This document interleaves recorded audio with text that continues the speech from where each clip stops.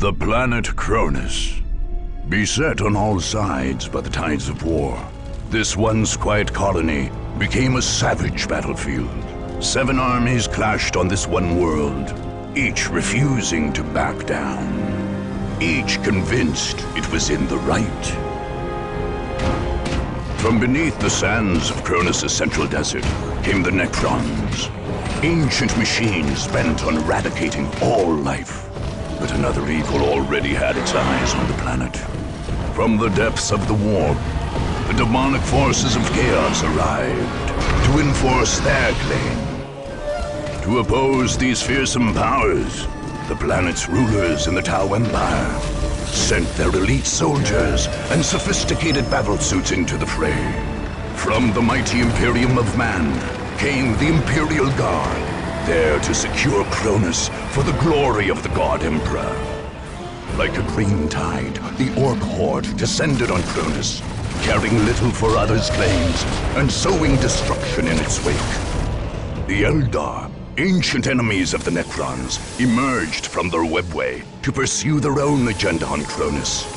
And last came the Space Marines, finest and most uncompromising of the Imperium's soldiers. Seeing a world beset by aliens and heretics, they undertook a great purge. A dark crusade had begun. It could only end with the total victory of one of these factions and the total defeat of all others.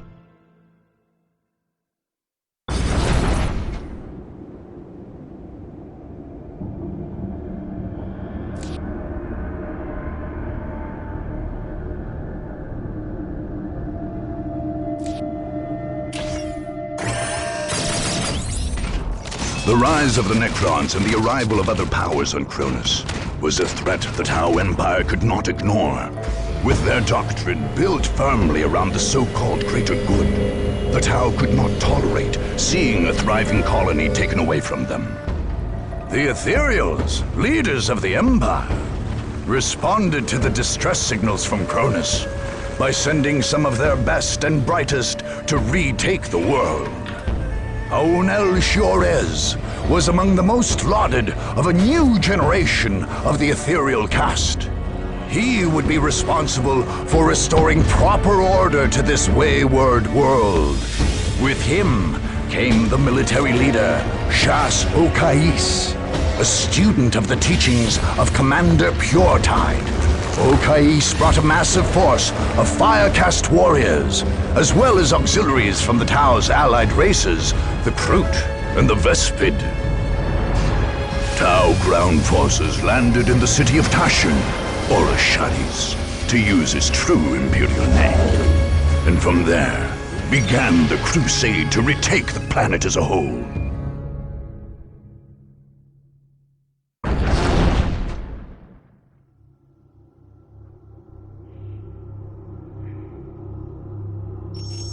Welcome to the single-player campaign for Dawn of War, Dark Crusade.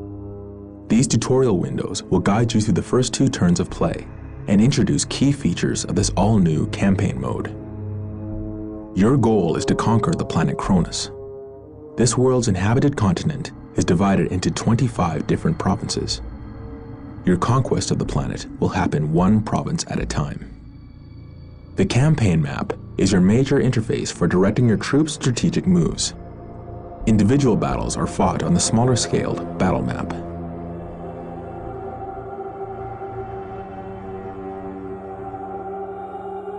This province is your Stronghold, or home province.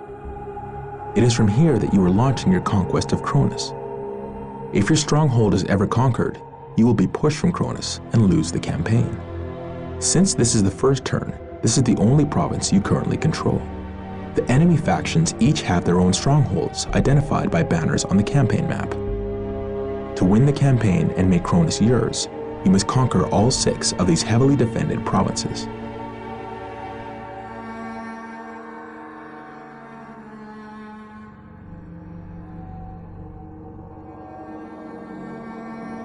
The figure of your commander indicates the current position of your main army. You can only attack a province that borders the province where your army is, so its position on the map defines your options. The enemy factions each have armies of their own, and also can only attack adjacent provinces. One of your enemies, however, controls a spaceport in the Pavonis province. He can attack all over the map.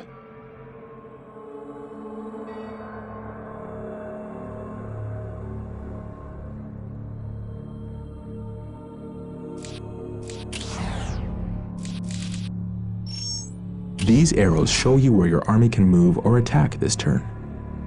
Red arrows indicate attacks into enemy provinces. Green arrows indicate moves into friendly provinces. Since this is your first turn and you only control your stronghold, you must attack an enemy province. To move to or attack a province, left-click to select that province and then click on the Attack or Move button in the right panel. We should begin by attacking an enemy province. Select the province you want to attack and click the Attack button. Left-clicking on a province always brings up these arrows, unless you have no more moves left this turn.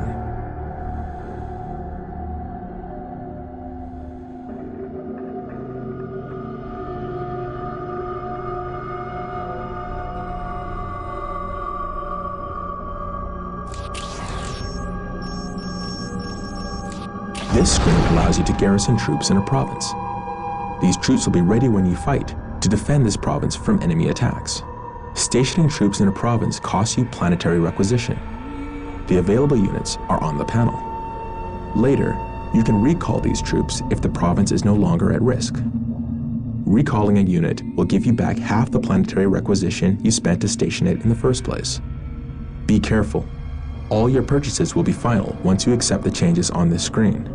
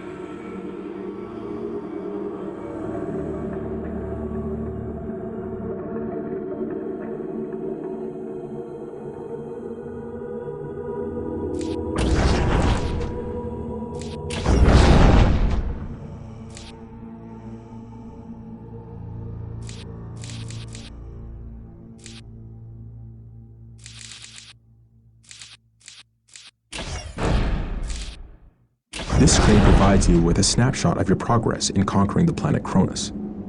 It includes a running tally of your conquests, your commander statistics, your honor guard, and more. If you haven't yet trained an honor guard unit, or you've lost one in battle, you can train it on this screen by simply clicking on its icon. You can also access the War Gear screen from here.